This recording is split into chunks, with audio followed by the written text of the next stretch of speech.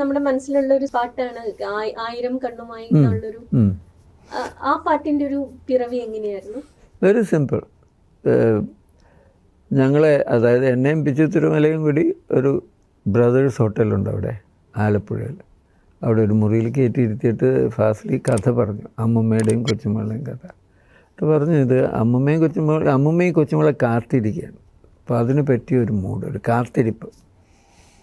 പിന്നെ ഇത് ഹാപ്പി ആയിട്ട് പാടണം, പിന്നീട് ഇത് സാഡായിട്ടും പാടണം. അതുകൂടാതെ ഈ പാട്ട് കേട്ടാൽ സാധാരണക്കാർക്ക് അവരുടെ ജീവിതത്തിൽ എന്തെങ്കിലുമൊക്കെ ഓർമ്മ വരണം. അത് ഉപയോഗിച്ച വാക്ക് നോസ്റ്റാൾജിയ എന്നൊരു വാക്കാണ്. എത്രയും പറഞ്ഞിട്ട് ഫാസിൽ സ്ഥലം വിട്ടു.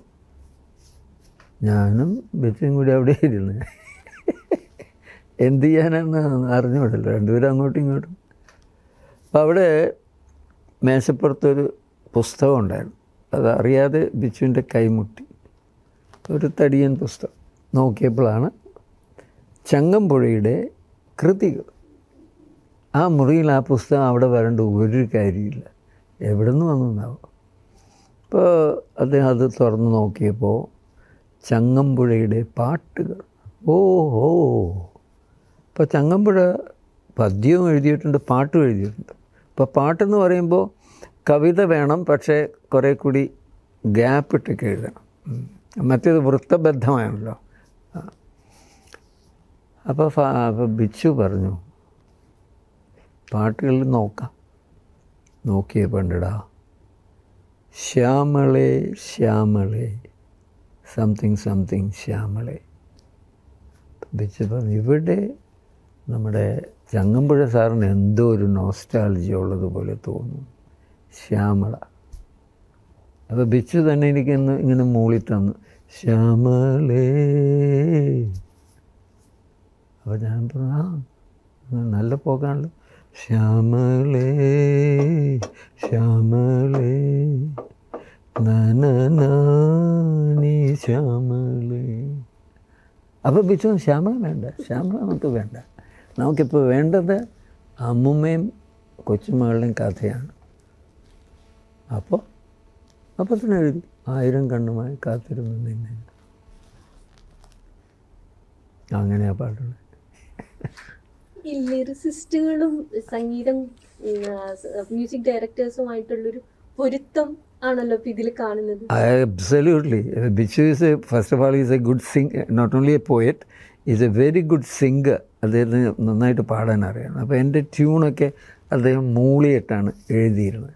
അപ്പോൾ എൻ്റെ ട്യൂണിൻ്റെ ആ ബാലൻസ് അനുസരിച്ച് വാക്കുകളും വരുമായിരുന്നു. ഉദാഹരണം, കിളിയേ കിളിയേ നറുതേൻ മൊഴിയേ, ഏയുടെ കളിയുണ്ടോ, ശിശിരങ്ങളീ വഴിയേ കുളിരിൻ ചിറകിൽ നനന് വെളിയാടി വായിത്തിലേ ചിറകാടി വായിത്തിലേ. അപ്പോൾ ആ എൻ്റെ ട്യൂണിൻ്റെ ബാലൻസ് പോലെ ലിറിക്കലും ബാലൻസ് വരും.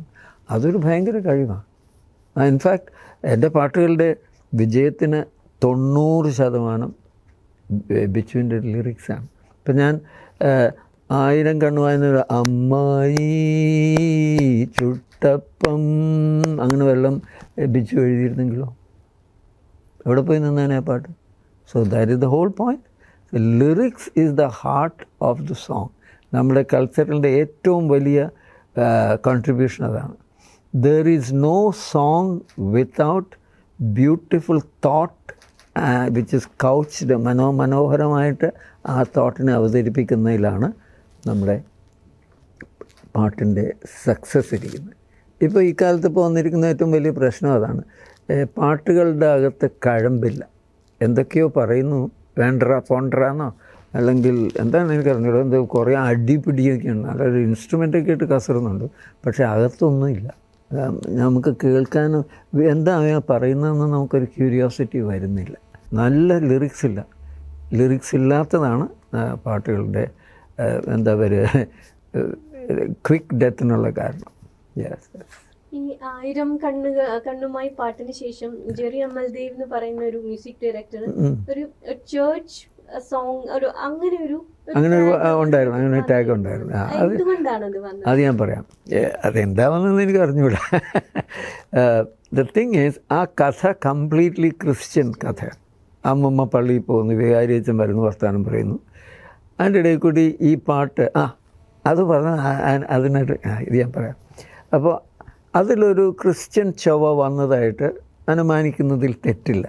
ഏത് 1000 കണ്ണുമായി കാത്തിരുന്നു നീ. അപ്പം ഓമനേ, ആ പ്രയോഗം ഏതൊരു പള്ളിപ്പാട്ടിൽ ഉള്ള ഒരു ഒഴുക്കാണ്. ഇത് ആളുകൾ ഒരു പക്ഷേ അറിയാതെയോ അറിഞ്ഞോ സസ്പെക്റ്റ് ചെയ്യും. പക്ഷേ അതിന് പകരമായിട്ട് എനിക്ക് പറയാനുള്ളത് മാത്രമല്ല, വേറൊരു പോയിൻ്റ് കൂടി മനസ്സിലാകും. എൻ്റെ ഈ 1000 കണ്ണുമായിക്ക് ഞാൻ ഈ കോഡ്സ് ഇട്ടിട്ടുണ്ടല്ലോ, അതിൻ്റെ കോഡ്സ് ക്ലാസിക്കലി ഓറിയൻറ്റഡ് കോഡ്സാണ്. എന്ന് വെച്ചാൽ വെസ്റ്റേൺ മ്യൂസിക് ആയിരുന്ന ആക്യുറേറ്റ് സിസ്റ്റം അനുസരിച്ച് കോഡ്. 1000 കണ്ണുമാ കാത്തിരുന്നു നിന്നെ ഞാൻ, ഇങ്ങനെ ഈ കോഡ് കേൾക്കുമ്പോൾ പള്ളിയാണെന്ന് തോന്നും. എന്നാൽ അങ്ങനത്തെ ചേർച്ച് ഓർഗൻ്റെ സ്വരമൊന്നും അല്ല അതിൻ്റെ അകത്തുള്ള. ടിക്കൻ ബെൽസ് പോലെയൊക്കെയുള്ള സ്വരമാണ്. അതൊരു വശം. മറുവശം ചിന്തിക്കേണ്ട ഇതാണ്, 1000 കണ്ണുമായി എന്നുള്ള പാട്ടിൻ്റെ പുറകിൽ കിടക്കുന്നത് ഓമന കുട്ടൻ ഗോവിന്ദൻ ബലരാമനെ കൂടെ കൂടാതെ എന്നുള്ള മലയാള വൃത്തത്തിലാണ് ആ പാട്ടിനുള്ളിൽ കിടക്കുന്നത്. ഓമന കുട്ടൻ ഗോവിന്ദൻ ബലരാമനെ കൂടെ കൂടാതെ, ഓമന കുട്ടൻ ഗോവിന്ദൻ ബലരാമനെ കൂടെ കൂടാതെ. അപ്പോൾ ജനങ്ങൾക്ക് ഇത് കയറി പിടിക്കാനുള്ളൊരു പ്രധാന കാരണം എൻ്റെ അഭിപ്രായത്തിൽ ഈ മലയാള വൃത്തമാണ് അതിൻ്റെ അടിയിൽ കിടക്കുന്നത്. പിന്നെ ഈ സിനിമയുടെ പള്ളി ബാക്ക്ഗ്രൗണ്ടുകൾ കുറേ ക്രിസ്ത്യാനിയെ പോയത്. പക്ഷേ അതേസമയം ഞാൻ ഈ ദേവദുന്ദുബി എന്നുള്ളൊരു പാട്ടും ഉണ്ടാക്കിയിട്ടുണ്ടല്ലോ. അപ്പോൾ പലരും പറയുന്നത് അത് രവീന്ദ്രൻ മാസ്റ്ററാണെന്ന്. യെസ്. അപ്പം എനിക്കിത് ചെയ്യാൻ പറ്റാത്ത ഒരു, അതിൻ്റെ അപ്പുറത്താണ് മറ്റേത്.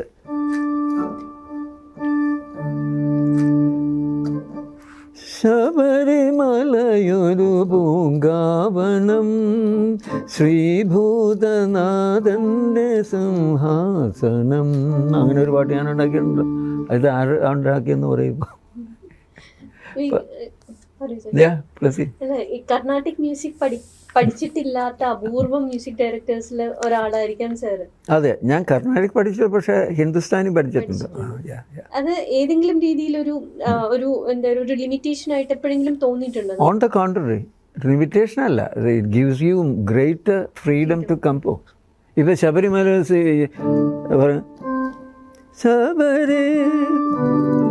അത് ഞാനിത് രാഗ് ദുർഗ എന്ന് പറയുന്ന ഒരു രാഗം എടുത്തിട്ടാണ് ഇതുണ്ടാക്കിയത്. ശബരിമലയൊരു പൂങ്കാവനം സരിമ പദ സദപമ സരി, അതൊരു രാഗമാണ്. അപ്പോൾ അതൊരു ലിമിറ്റേഷൻ അല്ല. ക്ലാസിക്കൽ മ്യൂസിക് അറിയുന്നതൊരു ഭയങ്കര തുറവിയാണ് നമുക്ക്. ഈ ദേവദുന്ദുബി ഒരുപാട് ആഘോഷിക്കപ്പെട്ട, ദാസേട്ടന്റെ പാട്ടുകളിൽ ഒരുപാട് ആഘോഷിക്കപ്പെട്ട പാട്ടുകളിൽ ഒന്നാണ്. അതില് പൊതുവെ പറയുന്നത് അദ്ദേഹത്തിന്റെ ബേസ് നോട്ടിനെ ഏറ്റവും ഭംഗിയായിട്ട് ഉപയോഗിച്ചിട്ടുള്ള, മനഃപൂർവ്വം ചെയ്താണ്. യേശുദാസിന്റെ ഫാന്റാസ്റ്റിക് ബേസാണ് യേശുദാസിനുള്ളത്, യാതൊരു ടെൻഷനും ഇല്ലല്ലോ. അപ്പോൾ ആ എന്താ പറയുന്നത്, ഒരു ശോകരസമായിട്ടുള്ള ഒരു റെൻഡിഷനാണ്. ഈ പാട്ടിന് 2 വേർഷനുണ്ട്, ഒന്ന് താളബദ്ധമായിട്ട് ഫാസ്റ്റായിട്ട്, പക്ഷേ സാഡായിട്ട് വരുമ്പോൾ I exploited Yesudas that range. പിന്നെ അതൊരു രാഗത്തിലും കൂടിയാണ്. അപ്പോൾ ഫാസിൽ ഈ എന്നെന്നും കണ്ണേട്ടൻ്റെ സിനിമ തുടങ്ങിയപ്പോൾ തന്നെ എന്നോട് പറഞ്ഞു, ഇപ്പോൾ നമ്മൾ അമ്മമ്മയും വികാരിയച്ഛനൊന്നും ഇതിൻ്റെ അകത്തില്ല, ഇപ്പോൾ യു ഹാവ് ടു കംപ്ലീറ്റ്ലി വേറൊരു പാലറ്റിൽ വേണം ചെയ്യാനായിട്ട്. അപ്പോൾ ഞാൻ പറഞ്ഞത് not difficult, because we can രാഗാധിഷ്ഠിതമായിട്ട് അങ്ങ് പോയാൽ പ്രശ്നം തീരും. ഇവൻ്റെ അമ്മയാണെങ്കിൽ പാട്ടുകാരി, ഇവൻ്റെ അമ്മമ്മ വീണ വായിക്കുന്നു, അങ്ങനെയൊക്കെയുള്ള ബാക്ക്ഗ്രൗണ്ടിലാണല്ലോ കഥ പോകുന്നത്. അപ്പോൾ there is no problem. So we take a classical orientation. And ഈ ദേവദുന്ദുഭിക്ക് വന്ന വേറൊരു അൺഎക്സ്പെക്റ്റഡ് ഗുണം എന്താണെന്ന് വെച്ചാൽ കൈതപ്രത്തിൻ്റെ ലിറിക്സാണ്. ഇപ്പോൾ ദേവദുന്ദുഭിക്ക് പകരം വേറെ എന്തെങ്കിലും പാട്ട് വാങ്ങിക്കിട്ടിരുന്നെങ്കിൽ ഇത്രയും ഒരു ലിഫ്റ്റ് ആ പാട്ടിന് കിട്ടുമായിരുന്നില്ല. പുതിയ കാലത്തിലെ ഈ പാട്ടുകളുണ്ട്, അത് ഒരുപാട് പേര് ആസ്വദിക്കുന്നുണ്ട്, ഈ പുതിയ കാലത്തെ പാട്ടുകൾ. അതേസമയം പഴയ പാട്ടുകൾ ബോറിംഗ് ആണ്, അല്ലെങ്കിൽ ആസ്വദിക്കാൻ ഇന്നത്തെ കാലത്തിന് ചേരുന്നതല്ല എന്ന് പറഞ്ഞ പുതിയ തലമുറയിലെ ആൾക്കാർ പറയുന്നുണ്ട്. അതെന്താണ്? ഒരു നിലവാര തകർച്ചയാണോ? അല്ല, ഞാൻ പറയുന്നത് ഓരോ കാലഘട്ടത്തിൽ ഓരോ ടൈപ്പ് മ്യൂസിക് വരുന്നു. ഇപ്പം ഞാനൊക്കെ വന്ന സമയത്ത് ഞങ്ങളും ചെറുപ്പമായിരുന്നു, അപ്പോൾ അതിൻ്റേതായ വഴിക്ക് പോയി. അപ്പം ഞാൻ പറയുന്നത് ഈ പോപ്പുലർ മ്യൂസിക് എന്ന് പറയുന്നത് ഈസ് എപ്പോഴും യൂത്ത്ഫുൾ മ്യൂസിക്കാണ്. അത് നമ്മളിപ്പോൾ 40കളിലോ നോർത്ത് ഇന്ത്യയിലൊക്കെ 40കളിൽ മ്യൂസിക് ഉണ്ടായിരുന്നപ്പോഴും അന്നും അവരതിനെ യൂത്ത്ഫുൾ മ്യൂസിക് എന്നാണ് പറഞ്ഞിരുന്നത്. പിന്നീട് ഓരോ 10 കൊല്ലം കഴിയുമ്പോഴും ഈ യൂത്ത്ഫുൾനെസ്സിന് കുഴപ്പമില്ല, അന്ന് എന്നും യൂത്ത്ഫുള്ളാണ്. എന്താണ് പറയുക മലയാളത്തിൽ എന്തെന്ന് പറയും? ചെറുപ്പമാണ്. ഈ എന്താ പറയുക, ഈ പോപ്പുലർ മ്യൂസിക്കിന് എപ്പോഴും ചെറുപ്പമാണ്, അതൊരിക്കലും കിളവനാകുന്നില്ല. യൗവന കാലഘട്ടമാണ് എപ്പോഴും. പക്ഷേ അത് ആസ്വദിക്കണം. ഇപ്പോൾ എൻ്റെ ഉദാഹരണത്തിന് എൻ്റെ അമ്മാവൻ മുഹമ്മദ് റഫിയെ കേട്ടു. എൻ്റെ അമ്മാവൻ ഈ സൈക്കിളിൻ്റെ വലിയ ആരാധകനായിരുന്നു. സോജാ എന്നൊക്കെ പേരുന്ന പാട്ടുകൾ ലയിച്ചു പോകുന്ന ആളായിരുന്നു. അപ്പോൾ ഒരിക്കൽ ഈ നസാരേ അപ്നി എൻ്റെ അമ്മാവൻ പറഞ്ഞു, ഓ ഇവൻ വാ പൊളിയാണ്, ഇവൻ പെട്ടെന്ന് വന്നിടാന്ന്. അത് റഫിയെ പറ്റി പറഞ്ഞു.